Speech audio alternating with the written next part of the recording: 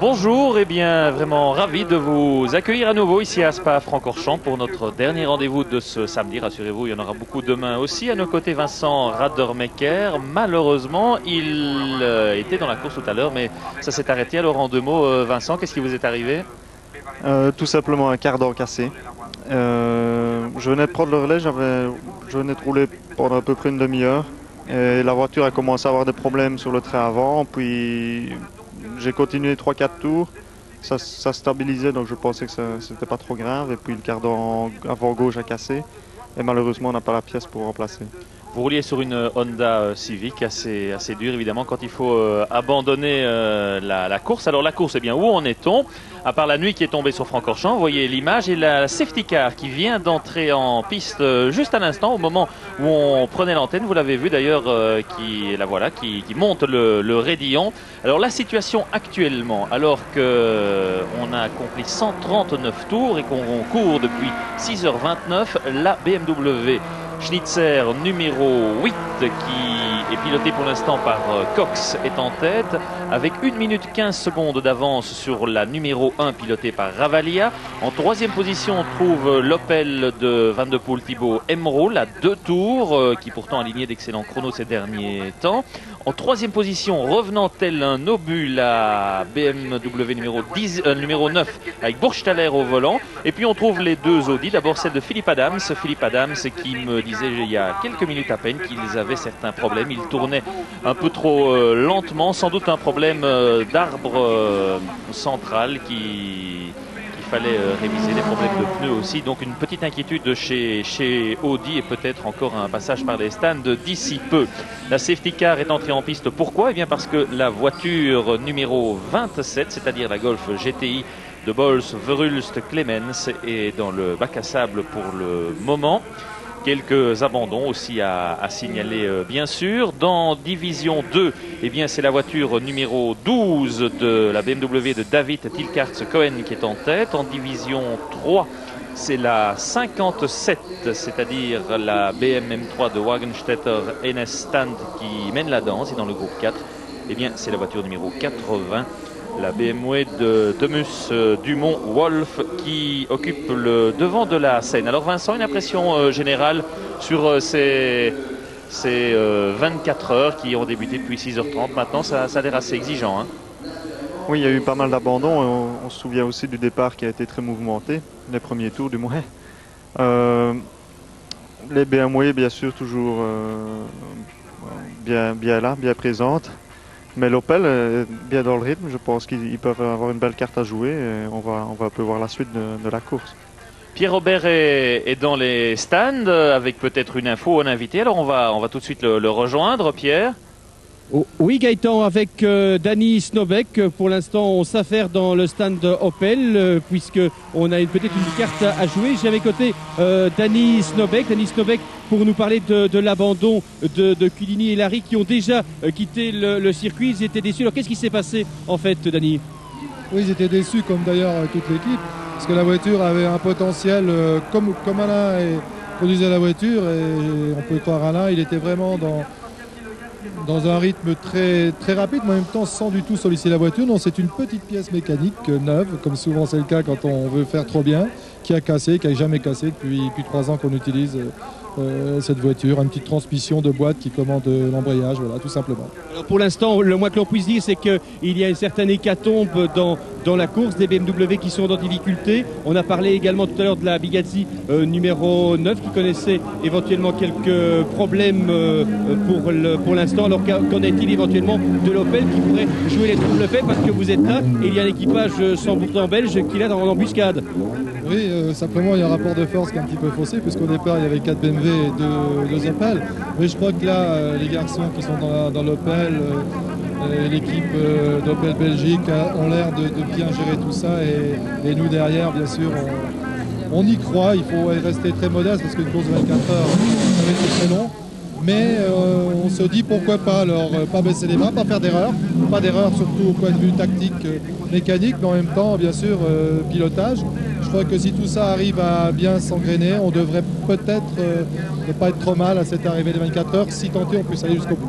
ce qui vous concerne, de toute façon, pas question de calquer sa course sur une autre voiture, continue au rythme pour l'instant. Exactement, je crois qu'il faut rester, encore une fois, je le répète, on a les moyens qu'on a voulu se donner, les autres ont aussi leurs moyens, nous gérons au mieux nos moyens. Merci à Danis Nobek et donc dans quelques instants, Gaëtan, eh bien, ce sera le changement de piton, Jean-François Emroul qui va céder le relais à Pierre-Alain Thibault pour une voiture qui pourrait peut-être, elle va se présenter devant nous en direct. Alain Lopez est présent, la voiture est sur la pit lane, c'est une question de quelques secondes, on va vivre ça en direct maintenant. Voilà la voiture L'Opel qui se présente avec Jean-François Emroul qui en termine avec son relais et qui va céder la place à Pierre-Alain Thibault, Gaëtan. Oui, bien on va vivre ça en direct, Pierre. Voilà, Pierre-Alain Thibault qui va prendre le relais. Un équipage 100% belge, on le disait, un équipage ô combien sympathique. Jean-François Emroul qui, pour s'habituer à conduire de ce côté-là, eh bien, est allé chercher une voiture en Angleterre qui lui avait été fournie par Peugeot, une Vauxhall Cavalier, pour se familiariser tout simplement avec les bons mouvements d'une conduite à droite, puisque l'Opel Vectra est équipé d'une conduite à droite.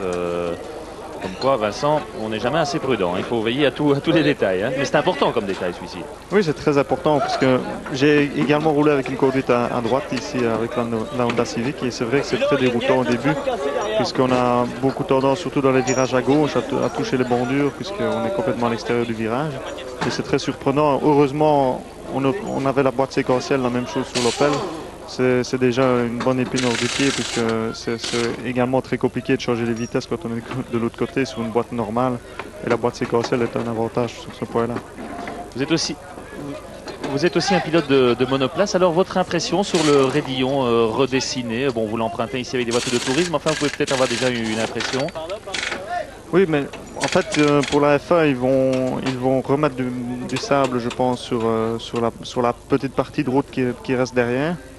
Et je pense qu'ils devront faire ça absolument le mieux possible, puisqu'une F1, le problème, enfin la monoplace en général, c'est que dans un bac à sable, elle a tendance à ne pas trop s'enfoncer et à glisser dessus. Donc là, je crois qu'ils doivent faire quelque chose pour ça.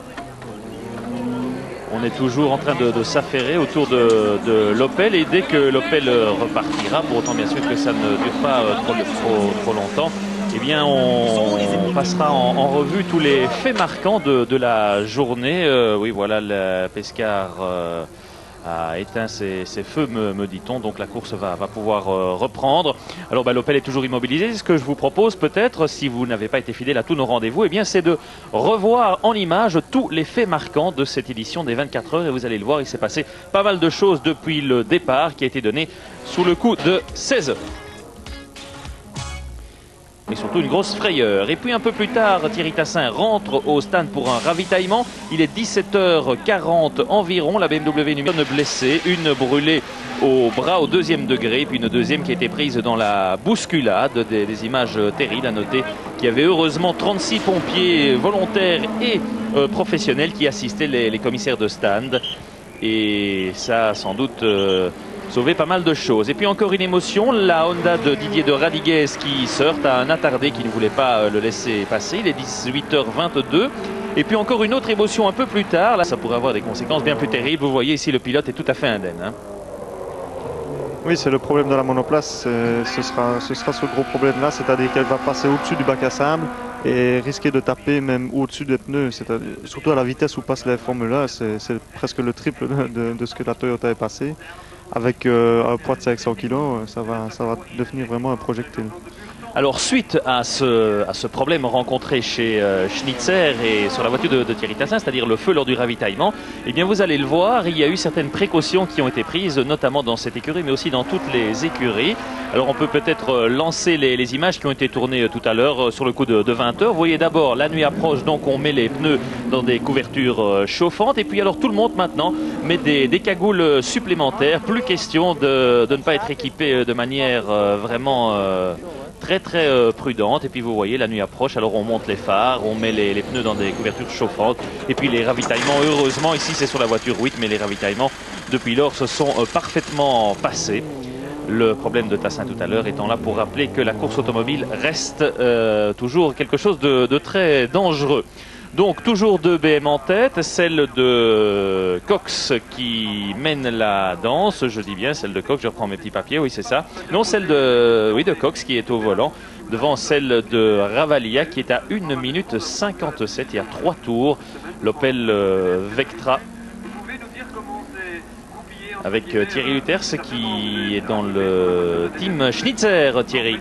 Oui, Gaëtan, en compagnie du team manager Charlie Lam. Alors, première question, après l'explosion tout à l'heure, l'incendie de la voiture de Thierry Tassin, vous êtes blessé, rien de grave? Non, c'est pas si grave. Bon, l'incident était très très dangereux et moi je suis très heureux qu'on n'a pas eu des grands problèmes dans notre écurie. Je aussi dois dire que notre écurie a réactionné fantastiquement sur l'incident. Et bon, les choses qui me rendent triste, c'est le fait qu'on a perdu une voiture très très tôt. Et ça, c'est vraiment une chose triste pour l'instant. Avec l'autre voiture, tout marche pour l'instant. Et il faut voir, bon, mais la course est encore très très longue. Enfin, vous êtes en tête, psychologiquement c'est important. Vous êtes premier à l'aube de cette longue nuit. Alors justement, quelle est la tactique que vous allez suivre maintenant? Pour le moment, il faut trouver une bonne rythme. C'est la première relais pour Peter Cox. Ça veut dire maintenant tous les 3 conducteurs ont roulé avec la voiture. Chaque conducteur a une impression sur ce que la voiture fait. Et maintenant, c'est important sur ces impressions, établir une rythme, établir une stratégie. Mais c'est encore trop tôt de faire quelque chose de spécial. Une toute dernière question. Il avait été question à un moment que Thierry Tassin pourrait hériter précisément du volant de Charlie Cox. Ce n'est plus d'actualité, ça n'a pas été longtemps discuté. C'est un peu délicat pour l'autre pilote. Oui, c'est clair que Thierry il roule pour les championnats Procar, mais le règlement Procar dit qu'avec l'engagement, le pilote a choisi son voiture. Comme ça, Thierry n'aurait pas pu marquer les points pour les championnats Procar. C'était une des raisons. L'autre raison, c'était on a 3 pilotes qui ont mis la voiture au point. Ils ont fait tous les réglages aux voitures. Ils ont fait la position des sièges, tout ça. Et on aurait vraiment eu un risque. Thierry peut-être n'aurait pas pu prendre le siège propre. Et si on veut lutter pour le succès, pour la victoire ici, il ne faut pas perdre aucun temps. Et cette position, à mon avis, est une position sportive aussi, parce qu'il y a encore des adversaires très très durs si on regarde Opel. Et comme ça, on ne peut pas risquer ça.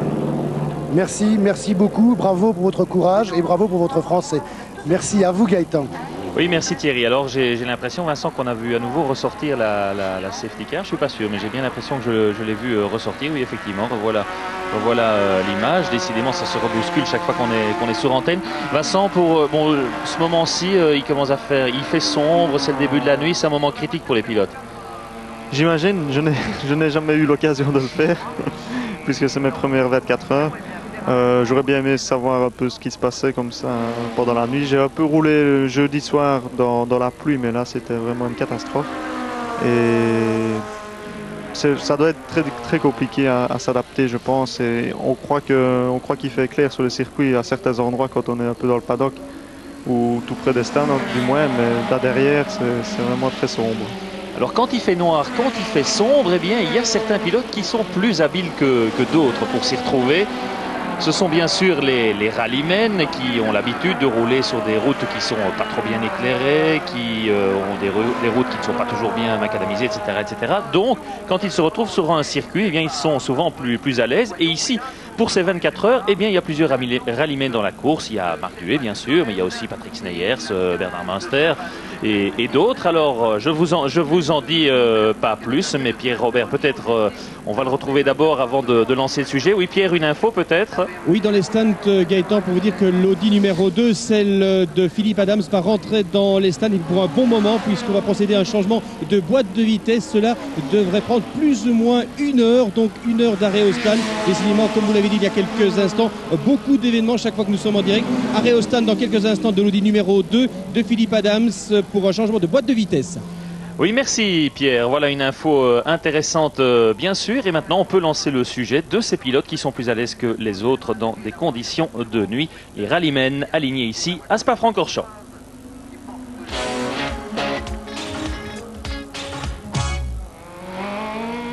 Plusieurs rallymen ont rejoint Francorchamps ce week-end. Pour certains, c'est une opportunité ponctuelle. Pour d'autres, c'est un rendez-vous qu'ils ne voudraient manquer pour rien au monde. Bernard Munster, Patrick Sneyers, Marc Duet et Jean-Pierre Van de Hover, un habitué du circuit spadois. On a souvent l'habitude de rouler la nuit et de rouler quand il pleut. Donc, avoir un pilote de rallye dans une équipe, c'est quand même un avantage pour une course de 24 heures en tous les cas. Il n'y a pas un petit peu de monotonie, des moments pendant 24 heures on tourne en rond, alors qu'en rallye on dispute des spéciales les unes après les autres? J'ai eu l'occasion de participer une fois avec une voiture de pointe, dont l'année passée avec la 405 de chez Peugeot avec Eric Bachelard. Il n'y a pas de monotonie là parce que c'est tout le temps à l'attaque, à l'attaque. Maintenant, il est évident qu'avec une voiture moins puissante comme cette année, il y a des moments où c'est plus monotone. Il faut regarder dans le rétroviseur et pas toujours évident. Le rallye ou le circuit, si on vous demandait un choix, quel serait-il? Mon cœur penche toujours vers le rallye parce que bon, on est plus près du public. Et puis alors la part d'instinct est plus importante qu'en circuit. Au début, j'ai dû m'obliger à prendre des points de repère très précis. Tandis qu'en rallye, on a des points de repère, mais qui sont toujours un peu moins importants. Mais de toute manière, avoir un volant, que ce soit en kart cross, parce qu'en plus, j'ai l'occasion de faire du kart cross, c'est toujours le plus important pour moi. Autre rallyman, Bernard Munster, le grand blond à la godasse de plomb. Un tempérament fougueux qu'il faut contenir, même si ce n'est pas toujours évident. On roule quand même avec certaines marches, on essaye de se retenir un petit peu, de ne pas prendre de bordure, ne pas endommager la mécanique, essayer de tenir le coup, parce que 24 heures c'est vraiment très très long. C'est comparable à... c'est presque 3 rallyes d'affilée en kilométrage, donc il ne faut surtout pas sous-estimer ça. Et je crois que ça peut nous apporter beaucoup au niveau de trajectoire, de finition, de pilotage, tout ça. Je crois que c'est bien en général. C'est vrai que c'est tout à fait différent, ça n'a rien à voir avec ce qu'on a chez nous en rallye. Mais je crois que pour tout pilote de rallye, c'est une très bonne chose de pouvoir une fois faire ça, au moins une fois dans sa vie. Rien que pour l'avoir fait, parce que c'est un événement fabuleux. C'est un peu comme une course, comme les boucles de Spa ou les 24 heures d'Ypres pour le rallye du Condro. Ce sont des grands moments du rallye. Ben ici, je crois que c'est en circuit, c'est quelque chose de bien. Le Procar, moi, ne me passionne pas vraiment beaucoup parce que il y a deux... Bon, sur tout un week-end, on est là pour faire 2 petites courses d'une demi-heure. C'est pas beaucoup, tandis qu'ici, bon, c'est vraiment tout un week-end, depuis le jeudi, toutes les courses et les essais, c'est vraiment bien. Champion d'Europe en titre, Patrick Sneyers connaît les 24 heures de Francorchamps. Les paramètres de cette compétition ne lui sont pas étrangers, ne pas confondre sprint et endurance. Non, ici le but c'est de rouler le plus longtemps possible, le plus vite possible, sans mettre la voiture en travers. Ça c'est le plus important, mais on doit conduire un peu plus propre encore en rallye. D'ailleurs, en rallye, les dernières années, avec les 4 motrices, on roule beaucoup plus propre qu'avant. Mais ici, c'est vraiment, on doit chercher les limites beaucoup plus qu'en rallye encore. Est-ce que ce n'est pas parfois un petit peu frustrant? Parce que c'est vrai que de temps en temps, on aime bien faire plaisir au public en rallye. Ici, il n'est pas question de faire cela en circuit. Non, ici, on fait plaisir au public de passer le plus vite possible, mais sans dérapage. Et ça, c'est un autre public, je pense, où... les gens qui adorent le circuit ne sont pas tellement des gens qui adorent les rallyes, ou l'inverse peut-être. En ce qui vous concerne, vous n'envisageriez pas à l'avenir, un petit peu comme Marc Duet, d'avoir un programme mixte, la moitié circuit, la moitié rallye? Si possible, oui, parce qu'avec le programme Bastos Fina, si on fait 10 rallyes en Belgique, on a encore plein de temps pour faire des autres choses, et si possible, oui, bien sûr. Patrick Sneyers peut-être en Procar l'année prochaine? Ouais, je veux bien, j'essaye de trouver une bonne voiture, ou une Ford, ou une autre marque, mais on va essayer quand même, parce que je pense que c'est amusant, mais primordial, pour moi, c'est toujours le rallye. Mais vous lancez le message aujourd'hui. Ah voilà, tout le monde est au courant. Marc Duet, vous êtes le plus éclectique des pilotes, le rallye, le circuit, le rallye. Alors, qui êtes-vous finalement? Mais un généraliste, hein, mais je ne suis plus le seul, comme vous savez, on est plusieurs pilotes soi-disant classés en rallye. Et à part ça, il y a un peu de tout ici. Il y a des pilotes qui s'adaptent, hein, il faut s'adapter. Alors, comme ce n'est pas la Formule 1 et comme ce n'est pas le rallye en championnat du monde, il y a moyen de faire les deux. Et je suis très heureux de faire du circuit parce que les voitures sont très compétitives, c'est très agréable, c'est passionnant parce qu'il y a des belles bagarres et un beau niveau en Belgique. Et c'est vraiment très sympa. C'est dommage qu'on n'a que 2 circuits. Où vont les préférences de Marc Duet? Ce week-end, c'est ici, ça c'est sûr. Mais les 24 heures de Francorchamps, pour moi, ont toujours été à des sommets dans la carrière. Et parce que c'est Francorchamps, parce que c'est un mythe. C'est peut-être du circuit, fatalement, mais Francorchamps, c'est autre chose. 1995, ce sera votre année ici aux 24 heures? J'espère. On va bien travailler pour ça, mais on n'est pas seul. Il y en a d'autres qui veulent gagner aussi. Je vais essayer de tous les trouver. J'ai encore 2 jours avant le départ pour qu'ils soient sympas avec moi, qu'ils lèvent tous le pied et qu'ils me laissent gagner. Le rallye, ça vous a jamais tenté, Vincent? Si, bien sûr. J'aimerais beaucoup participer ou au rallye du Condro ou au Boucle de Spa. J'ai essayé cette année de participer au Boucle de Spa, ça ne s'est pas passé. Pour le moment, j'essaye de participer au rallye du Condro aussi, ça me plairait beaucoup. Alors une autre très bonne nouvelle avant de revenir à la course. Aujourd'hui, Marc Goossens a remporté le Grand Prix de F3000 à Hockenheim. Ça c'est fabuleux, vous le connaissez. Alors c'est peut-être devant tous les spectateurs et tous les gens de la Formule 1, c'est peut-être une étape capitale pour la suite de sa carrière. Oui, je pense qu'il avait fait un très bon début de saison avec la Lola, qui est une voiture qui n'a plus gagné de course en Formule 3000 depuis très longtemps. Et je crois que c'était très important pour lui et pour la suite qu'il gagne au moins une course cette année en Formule 3000 et ça va le replacer au championnat, je pense. Et je crois qu'il va tout faire pour essayer de remonter sur les fameuses Supernova qui avaient tout gagné depuis le début. En tout cas, fabuleux d'avoir un pilote belge sur la plus haute marche du podium. Alors, petit changement au classement, on trouve toujours la BMW numéro 8 en tête devant la 1. Et maintenant, c'est la numéro 9 de Burgstaller Hoffmann Müller qui vient de reprendre la 3e place.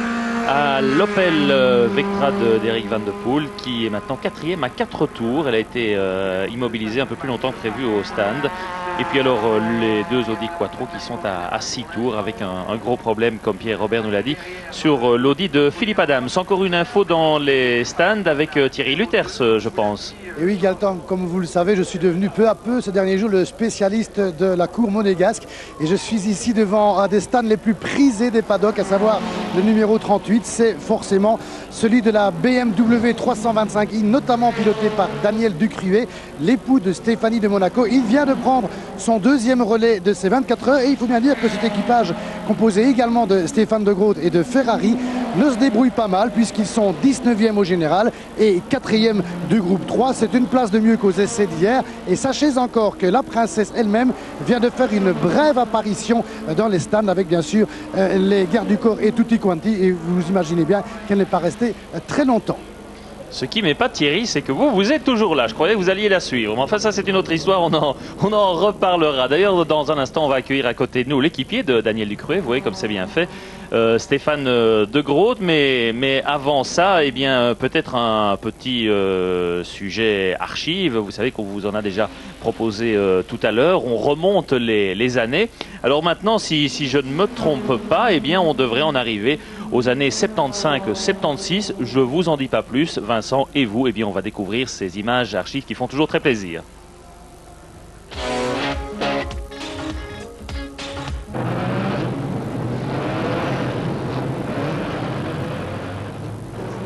Rétro 24 heures, 2e épisode du feuilleton, mais cette fois, c'est en couleur. Une édition 1975 marquée par la suprématie très nette des BMW Luigi, le préparateur italien de Comblain, près de Liège, dont le team avait déjà remporté l'édition 1974.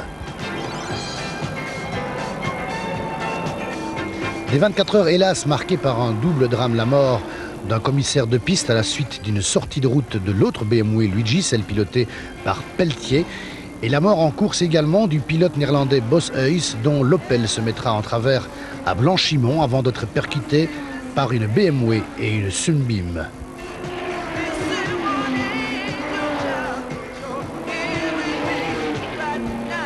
Pour ce qui est de la course, peu de suspense. L'avance du trio Anzeval, De Firland, Dieudonné ne cessera de croître. Ils l'emporteront très nettement devant Pedro et Yvette Fontaine, eux aussi sur BMW. Quant à la Coupe du Roi, elle revient une fois de plus à Alfa Romeo.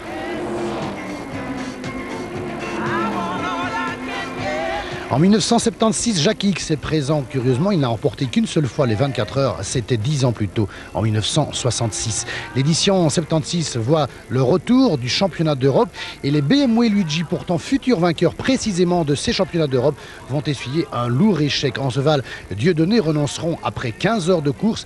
Une Alfette signera un court intérim, mais la victoire reviendra à la dernière BMW toujours en course, celle de pilotes relativement peu connus, les Belges De Train et Chavannes, ainsi que le luxembourgeois De Muth, que nous retrouvons sur le podium.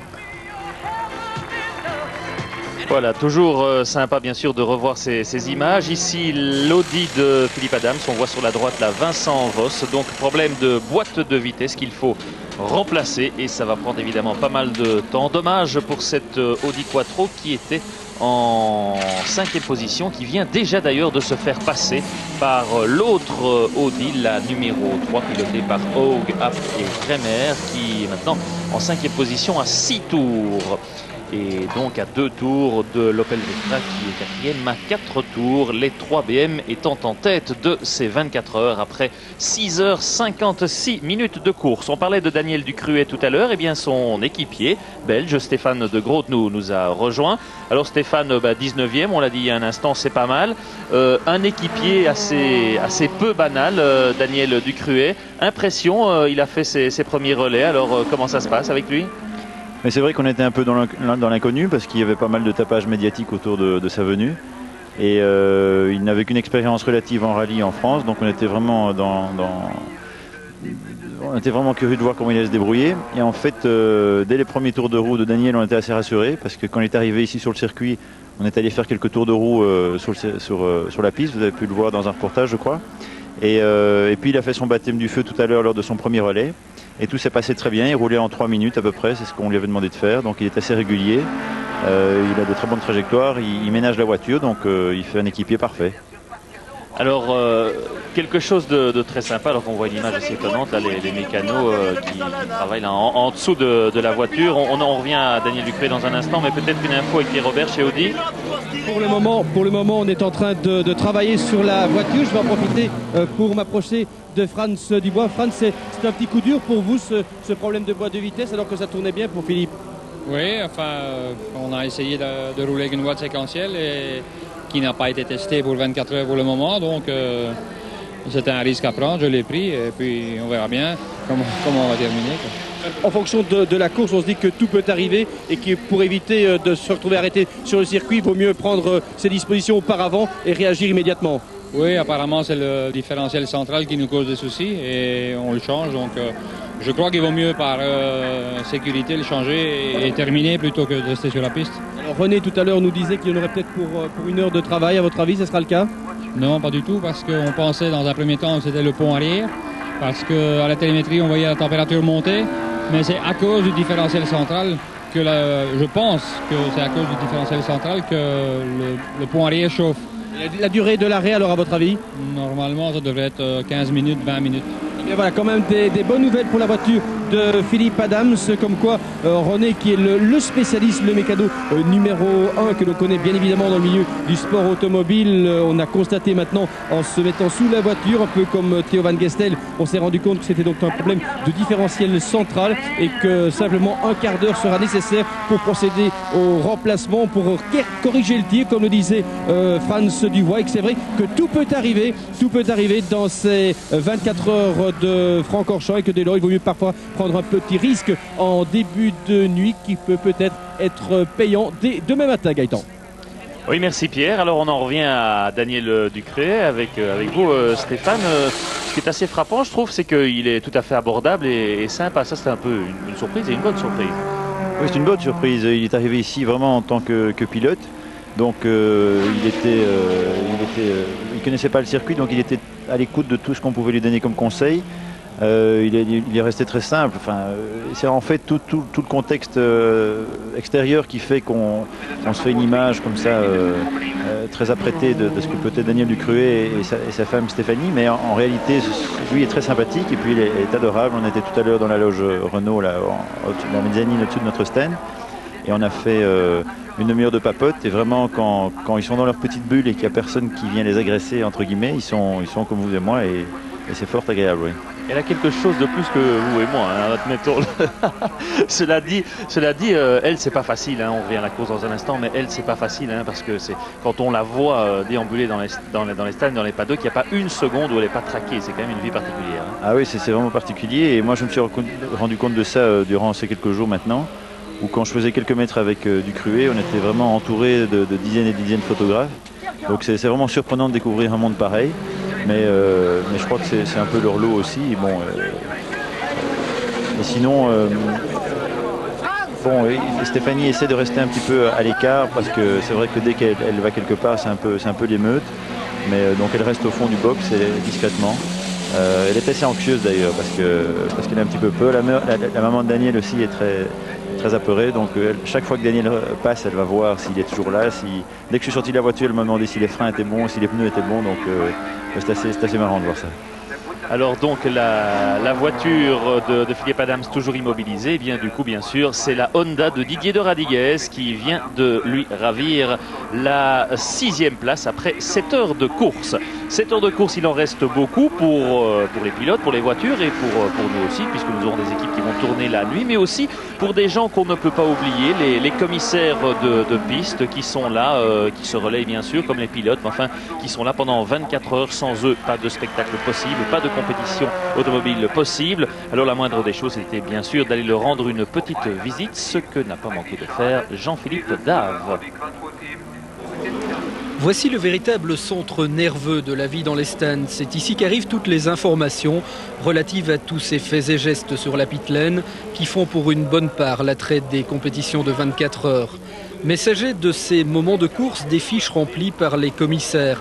Chaque arrêt dans un team y est consigné tant pour sa durée que pour son motif. Tout changement de pneumatique, tout ennui mécanique et bien sûr changement de pilote est très rapidement encodé sur l'ordinateur. Le but, fournir dans l'instant à la direction de course la moindre information qu'elle pourrait désirer ou toute irrégularité qu'un commissaire aurait constaté. Car il faut savoir que la direction de course est la seule autorité habilitée à prendre une décision définitive et à mettre un concurrent hors course. Il importe également qu'elle sache quel pilote se trouve au volant d'une voiture accidentée par exemple. Bref, les commissaires font figure de véritables services de renseignement pour le directeur de l'épreuve, mais limiter leur intervention à de simples rapports d'activité serait loin de la vérité. Ils sont également les garants de la sécurité dans les stands. Ils sont 180 à se relayer pour couvrir cet espace à risque pendant 24 heures. 180 à vérifier que les mécaniciens portent bien une combinaison inifugée et que les extincteurs sont prêts à intervenir.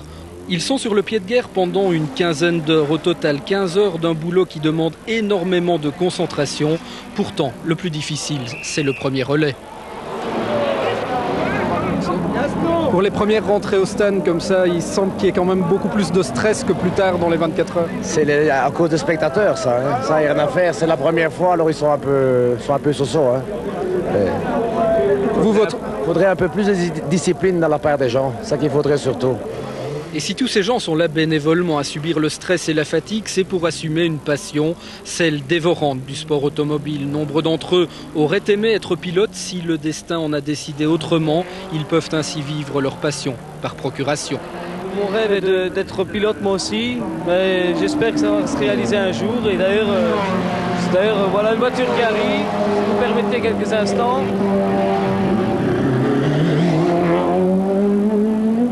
Oui, mon rêve est d'être pilote, mais si je suis ici, c'est avant tout par l'amour du sport, me trouver parmi ces beaux guides-là. Et le prix, naturellement.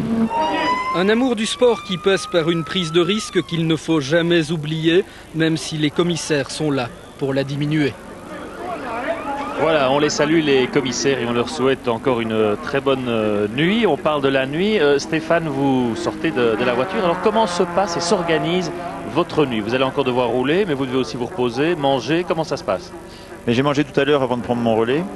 Maintenant, je vais aller me reposer 1h30, 2 heures. C'est vrai qu'on ne peut pas vraiment s'endormir, donc on va plus se reposer qu'autre chose, un peu se détendre, se concentrer pour le relais suivant.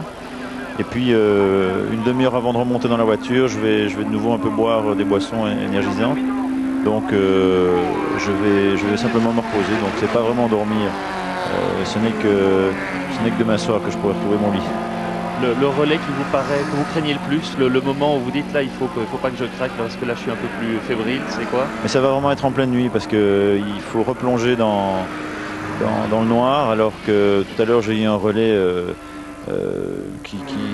où le jour se couchait petit à petit, donc j'ai pas dû affronter directement la nuit. Tout à l'heure, ça serait un peu le milieu de la nuit, donc je serai un peu fatigué et puis je devrais aborder directement la course dans le noir. Donc il faut un certain temps d'adaptation. Et puis malgré tout, il faut essayer de faire des chronos pour maintenir la voiture en bonne position. Donc c'est à ce moment-là que c'est le plus délicat.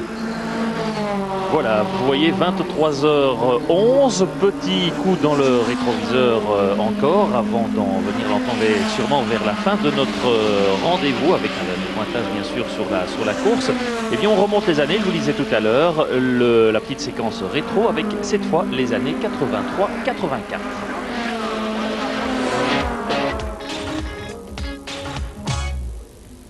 Ce week-end, et sur le plan sportif, le plat de résistance, c'était évidemment les 24 heures de Francorchamps. À l'issue des séances d'entraînement, on s'attendait à une lutte entre les Jaguars, qui s'étaient montrés très rapides, et la formidable armada constituée par les BMW. Ce sont finalement les BMW qui l'ont emporté, mais le suspense a duré jusqu'au bout. Francorchamps a connu ce week-end un succès de foule énorme à l'occasion de sa fameuse épreuve de 24 heures.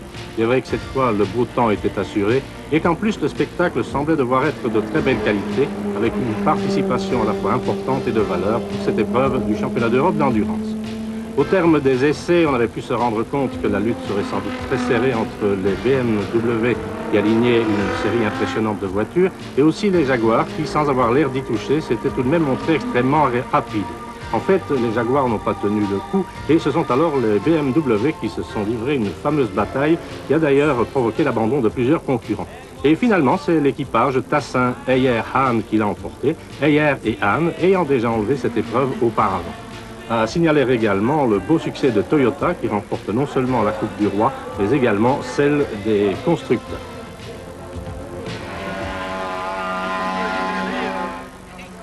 Voilà, toujours sympa bien sûr. Ici, eh bien, un pilote qui se prépare pour un ravitaillement et qui va donc remonter dans la voiture. Le classement après 7 heures et 7 minutes de course.